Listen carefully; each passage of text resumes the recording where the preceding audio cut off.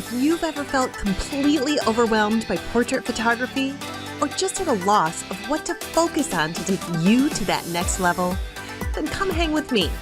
I help guide portrait photographers just like you to stay clear and sharp in camera and with your goals. I'm your host, photographer, educator, and weirdly positive mama of four, Annemie Tonken. And this is the Stay Focused podcast. Photography advice to help you stay focused.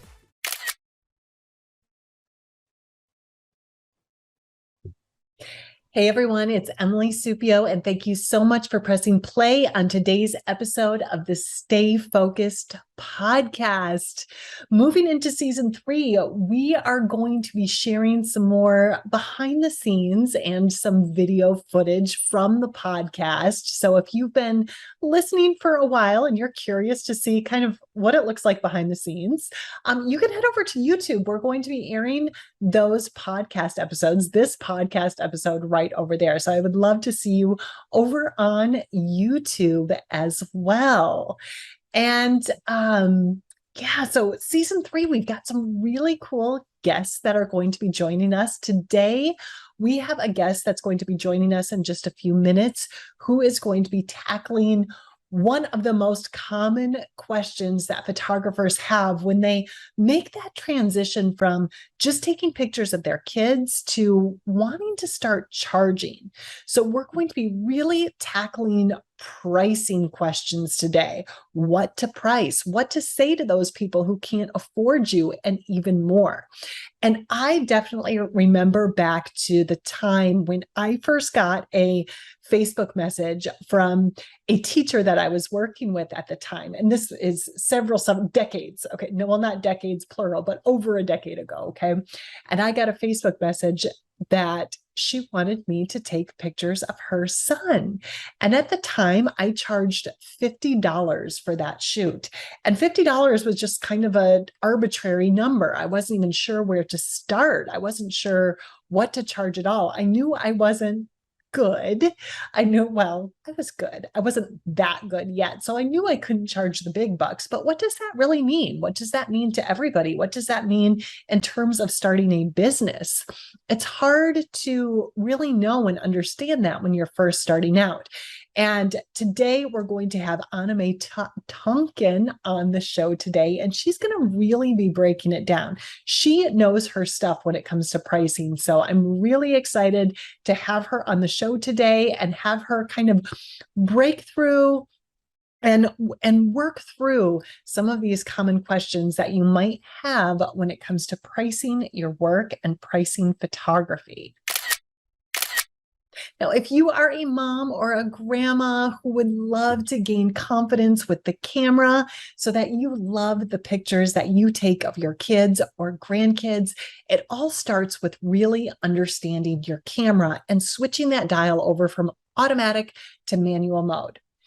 If that confuses you, check out my free manual mode handbook by going to cozyclicks.com/handbook. All you have to do is type in your email and you'll instantly get that free manual mode handbook so that you can start feeling more confident with your pictures.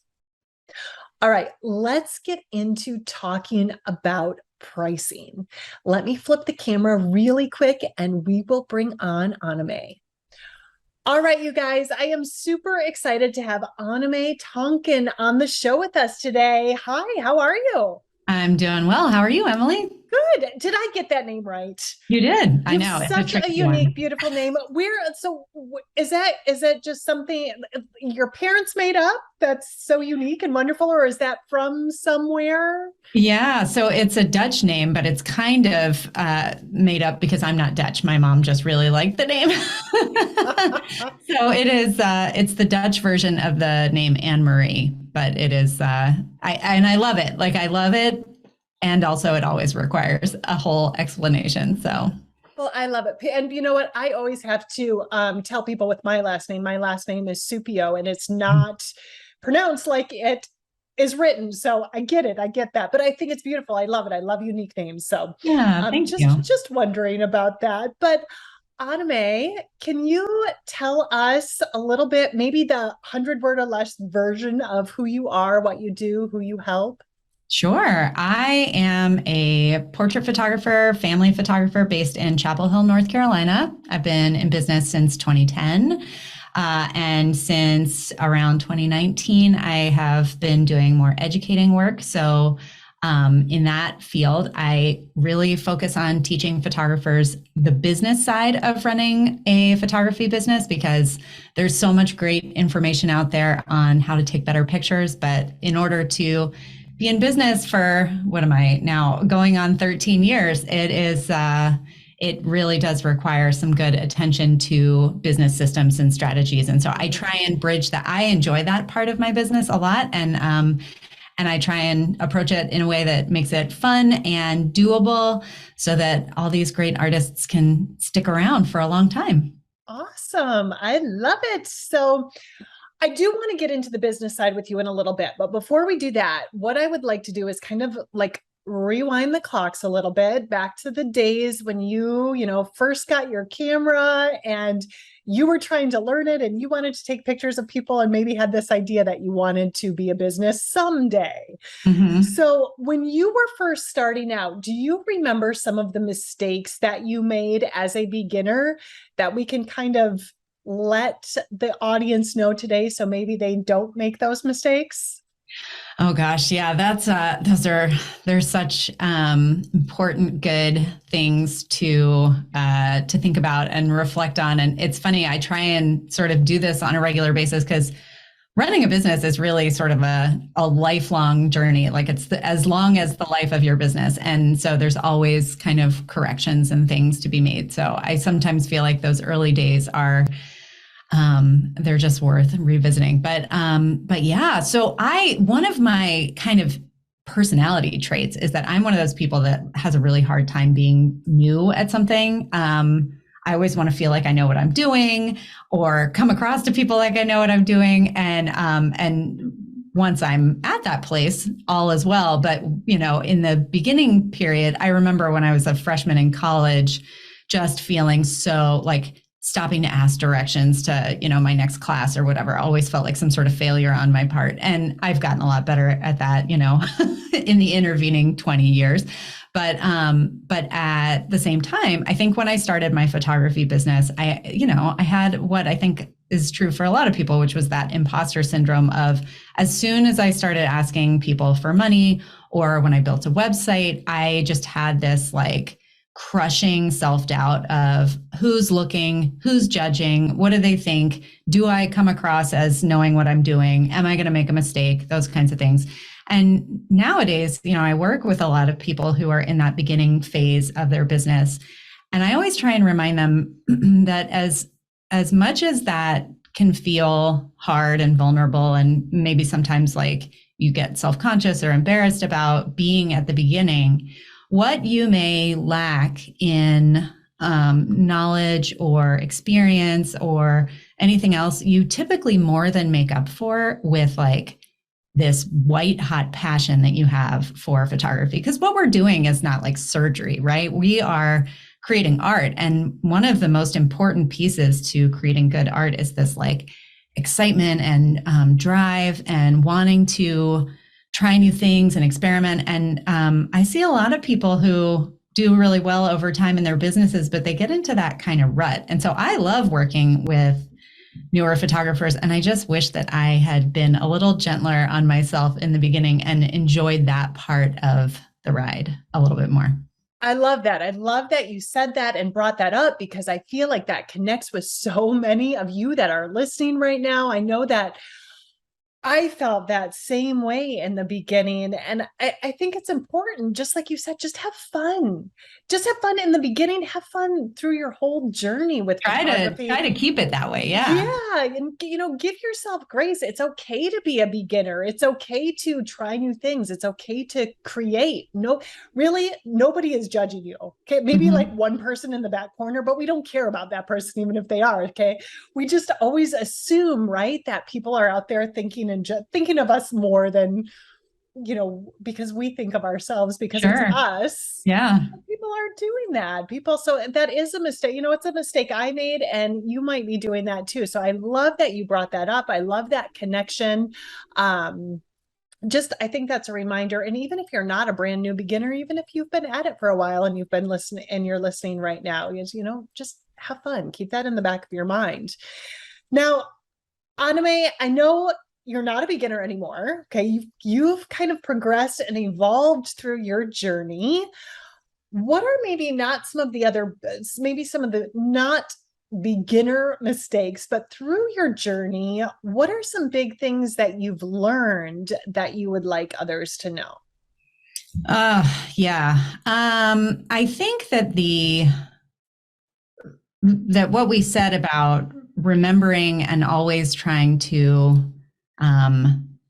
build that joy into your business is something that you really do have to come back to over and over again and ask yourself, how do I feel? How am I feeling right now about my business? Because once you start to stabilize a little bit, you head down a path, and sometimes you have to course correct because you realize oh, I set this up the way that I was told to do it, or that I thought was the right way to do it, or maybe it was the right way, but that's not really working for me anymore, and it's causing this kind of friction. I feel like listening to your kind of when you don't want to do something, when you procrastinate a lot about oh, I never like to do this part of my business, whether it's editing, you've lost your love for editing each and every picture, or whatever the steps may be that you're avoiding. Maybe it's just certain kinds of clients. I think it's good to periodically ask yourself, do I need to keep working with this kind of client, or do I have to manage the editing in my photography business? Is that something that I could outsource? Some things are a lot less, necessary than editing. Obviously, we have to do that. But are there certain steps that we can skip or eliminate from our businesses altogether? And I think keeping a really close pulse on that and making sure that within reason, I mean, obviously, if it's your job, there are days when you're going to wake up and not feel 1,000% excited. But for the most part, this should be a business. If we're going to go to the trouble of being business owners and running our own businesses, we should set them up in a way that serves us and our lives and, works around what we want and need, and not the other way around.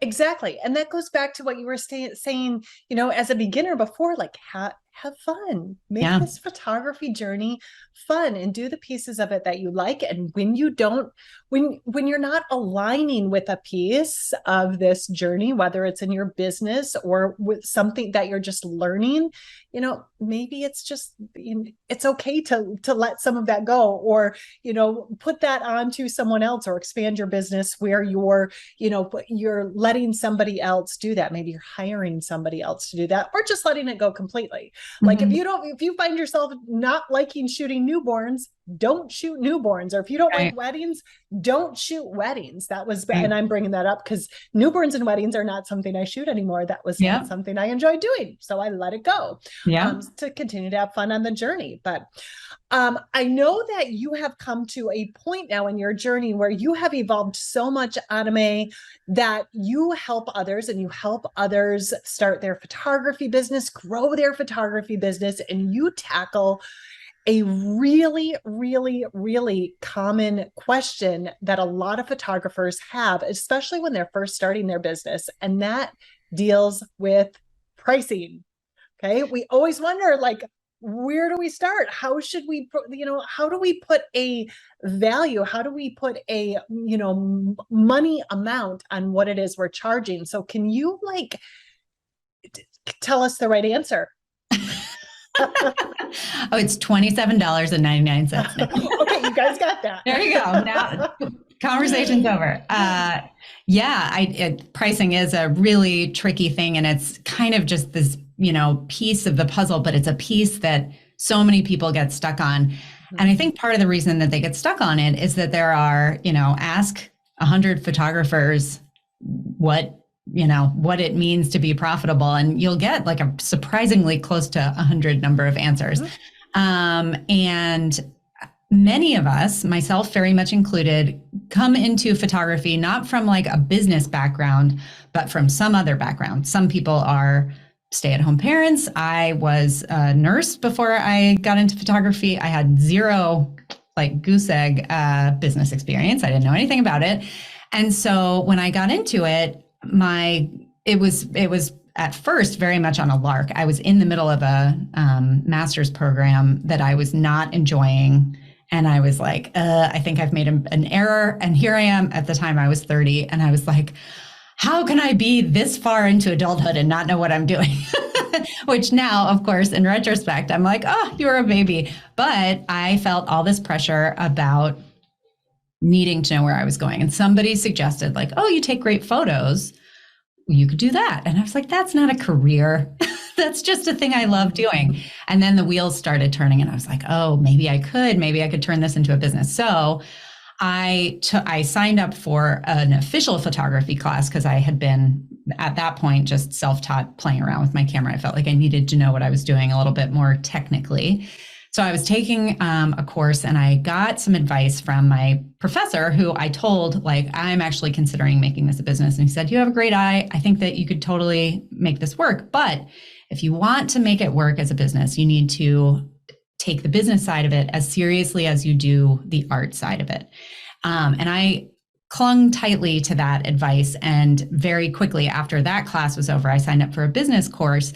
And one of the first things that they taught us was pricing. And so the fact of the matter is that pricing really is just math. And I say just math with the knowledge that lots of artists are like, oh, math. But it's pretty simple math. I mean, we're talking about like some basic addition and division and that sort of thing. But when you add it up or when you look at it more objectively, the small business photography model is a very simple revenue stream where it's like people sign up and they pay you money. You have a certain number of expenses that you have to cover. And then, whatever's left over is profit, accounting for things like taxes and that sort of stuff.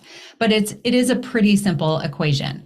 What comes into play and the reason that it doesn't feel simple is that there are all these moving parts in terms of how you want to set your business up. How many sessions do you want to take on? Are you offering multiple kinds of sessions at multiple price points, or are you just offering one thing?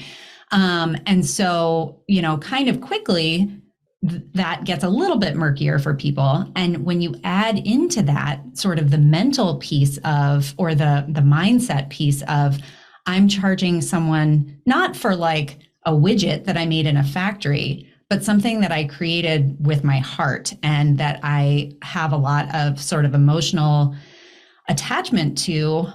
And when I ask them for money for it, and I don't care if that's $1 or $1,000, when you put a price tag on something, all of a sudden it goes from, you put your work out on Instagram and all your friends are like, oh my God, that's an amazing picture, to as soon as you're charging any money for it, people are like, well, I don't really like the way my hair looks in this one. You get a lot more pushback.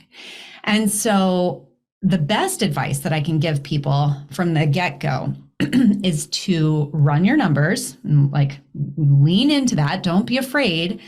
The numbers will look higher than you think that they could or should. At first that will be like a, oh, I can't do this, never mind. That feeling is I would say almost universal.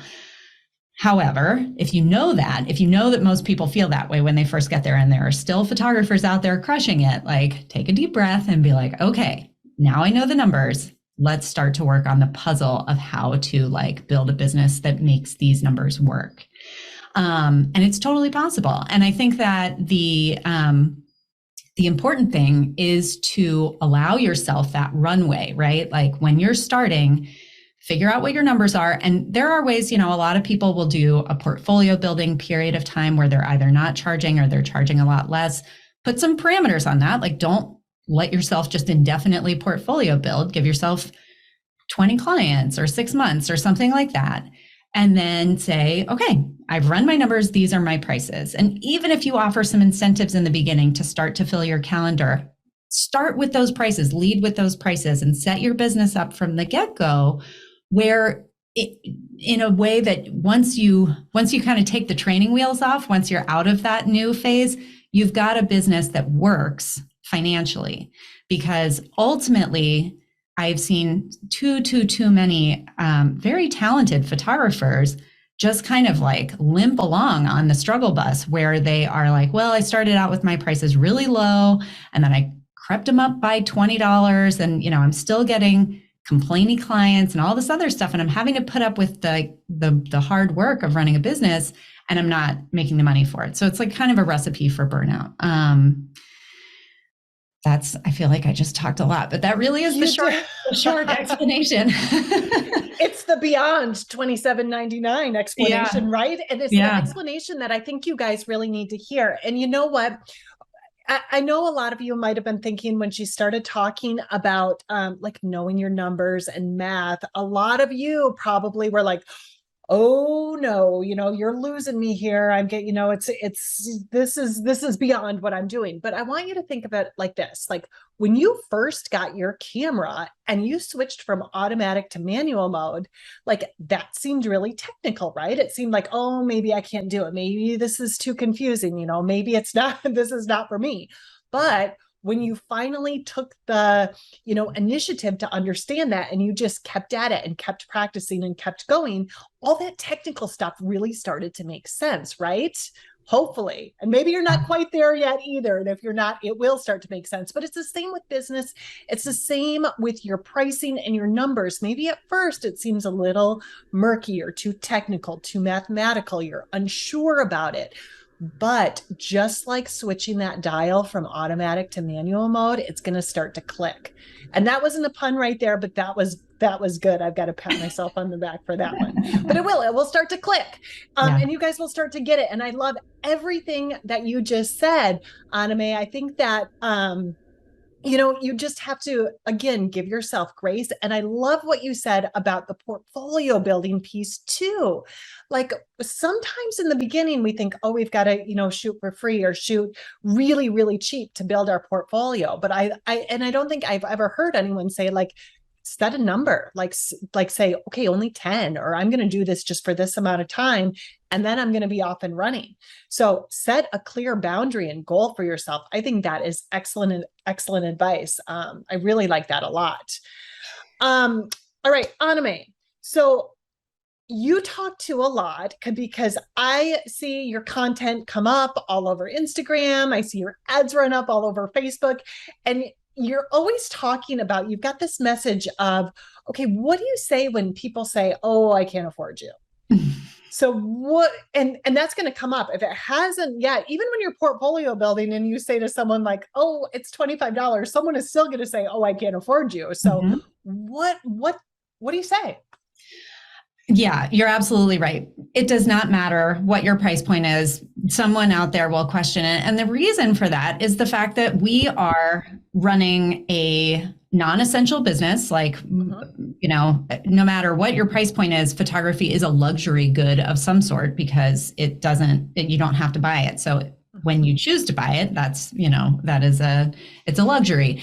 And it's also not something that has any sort of standard. So when you drive around town and the gas, prices are more or less the same at most of the gas stations, whether the prices are high or low, you kind of know what to expect. If someone calls 5 photographers, they're going to get 5 different prices. And depending on where you are in the lineup of people that they call, you're going to be either the cheapest or not the cheapest. And when someone calls you first and they hear your numbers first, that kind of sets the tone for the people that they talk to in the future. Like if you've ever heard the phrase price anchoring, if I live in a place where, most of the houses that are around me cost $300,000, then if I go to another town and the same sized house costs $500,000, I'm like, wow, those houses here are really expensive. But if somebody who lives there moves to my town, they're like, everything here is so cheap. It's so great. It's all relative. And that's true for photography as well.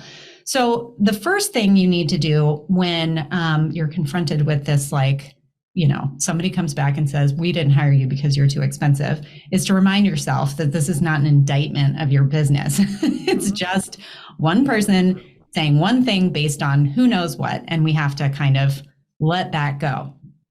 And I am not in any way interested in pushing people to spend more money with me than they are able to, or even really to confront someone. Like if somebody tells me you're too expensive, I'm not going to fight with them about it at all. However, if I get that feedback multiple times, like any other kind of feedback, I think that it's a good practice as a business owner to try and put your big business pants on and examine what's going on here. Why are people saying that to me? And there are several things to consider. Number one is, if by the time that people reach out to you, I think it's good to have some indication for them before they reach out to you about what you're going to, the number that you're going to throw at them. I don't think it's great to put all of your pricing on your website. I think that people get overwhelmed pretty quickly. And if you start, this costs this, but then this is an upsell and this is a thing, that's too much information. You don't need to give them the whole menu. However, if you give them prices start at, or my average client spends, whatever, you're going to allow people to kind of weed themselves out if you are just objectively too expensive for what their budget will allow, or more than they're willing to spend. Totally fine. Then you don't ever have to hear that person telling you that you're too expensive. So, thing number one is check your website and see, and maybe your social media or whatever, see if you're giving people enough information to self-select. Once you have given them that, if they're still reaching out, presumably there is some room in their budget for this. If they're still telling you you're too expensive, then you have to start looking into, how am I communicating the value of what I'm offering? We have all purchased, a pair of jeans that was not the cheapest pair of jeans that we could find. Why did we decide to spend more than $15 on a pair of jeans? It could be because we went in and tried them on and they looked really good, but it could be because our friend wears that brand of jeans and, you really like the way the store is set up at the mall or whatever. There are so many psychological factors that go into the purchase decision, and only one of them is price, and price is kind of a simple one. So, if you're getting that pushback on your pricing on a regular basis, you really want to start to look at how you're communicating value, whether you are helping people self-select out of there, and then a couple of other little things about the way that you are what's the word I'm looking for? It's how you present your business from the get-go. If someone's clicking into your website and you've got this really slick looking website and everything is sort of written out, and you have this is how it's going to work when you work with me, then you come across as someone who really knows what they're doing. They are going to consciously or subconsciously know oh, this is someone who's going to probably charge me more. But if you've got you don't have a website, you're oh, I just have an Instagram account, DM me if you want to work together. That sends a subconscious sort of message to somebody that oh, they're just starting out, I should expect that these are going to be cheaper prices. So you have more control in this situation than a lot of people give themselves credit for. And it's not just about the price tag that you put on your work. This is so good. I love it.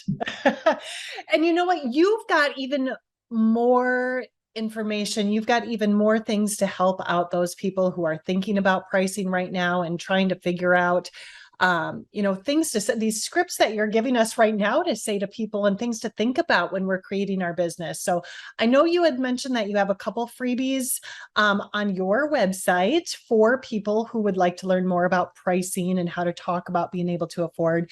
Do you know that direct link off the top of your head, or can you send that to me so we can link it up in the show notes? I do. So the one that you're talking about, the one that's the pricing objections, because when you raised that, I was oh, right. What are I know that I go into 5 in the freebie, and I just only was able to think of 3, but that one is at thiscan'tbethathard.com/worth it. So okay. I'm worth it.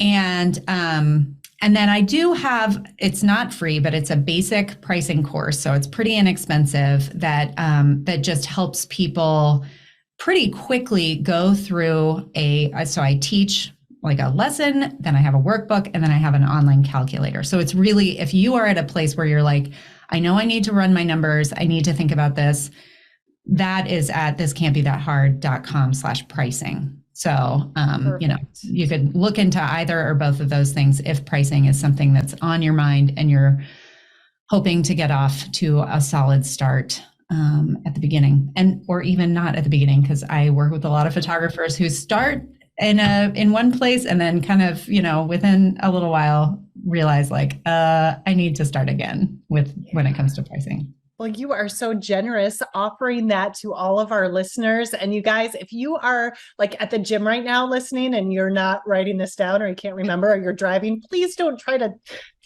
type it into your phone while you're driving. I will have this on the show notes, the direct link for you. So whatever podcast platform you listen from, you can click this episode. You can click those direct links so you can download her freebies or check out her pricing course.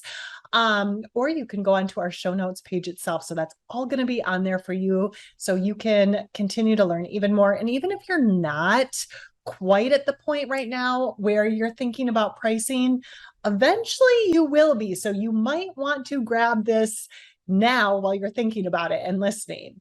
But Annemie, thank you so much for all that you shared today. I really enjoyed chatting with you. I love all of the just information that you have. And I am grateful you shared some of your mistakes in the beginning too. I think that's great just to let people know that we all kind of start from somewhere. So thank you so much for your time and being here today. No, thank you for having me. And if you want to talk mistakes, we can talk all day long. there's a treasure trove of those to go through. But no, it's wonderful. And I love what you are doing with Cozy Clicks and with your podcast, because this is an audience of people who are, like I said before, so hungry. It's such an exciting time when you are at that stage. I mean, I got into photography just straight up because I loved it. I was photographing my own kids when they were little. Now they're driving, but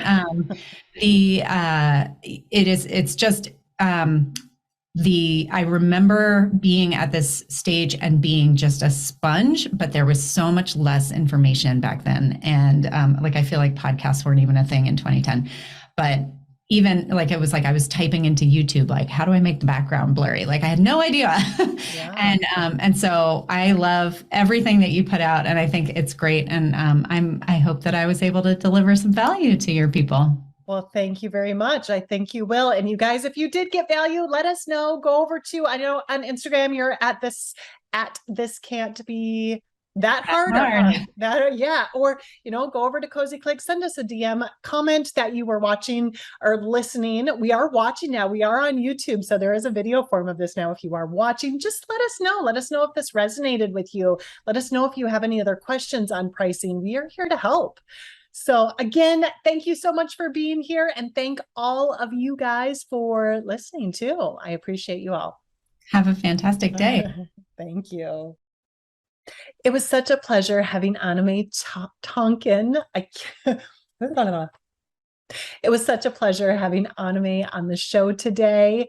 I hope that she really resonated and connected with you and got your head spinning a little bit when it comes to what to charge for your photography services.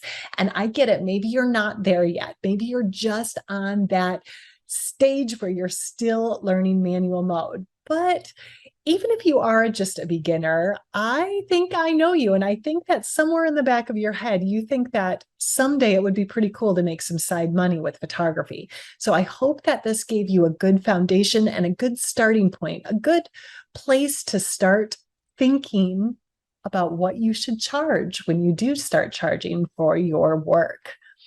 I so appreciate all of you being here. And every time you press play on the Stay Focused podcast, if you enjoy the show, or if you're new to the show and you really liked today's episode, I would love if you would go over to iTunes hit that subscribe button. It takes 1 second, I promise. And then if you're over there and would leave a quick rating and review for the show, that takes a couple more seconds, but I so would appreciate it. It helps more new photographers, more moms, more parents, more grandmoms who want to take better pictures of their kids, learn more about photography so they can become more confident behind the camera and love the pictures that they take. So I appreciate each and every one of you who has taken the time to go over and do that. And I will be back next Wednesday with a brand new episode of the Stay Focused podcast. But until then, here's to staying in focus in camera and with your goals. Bye, you guys.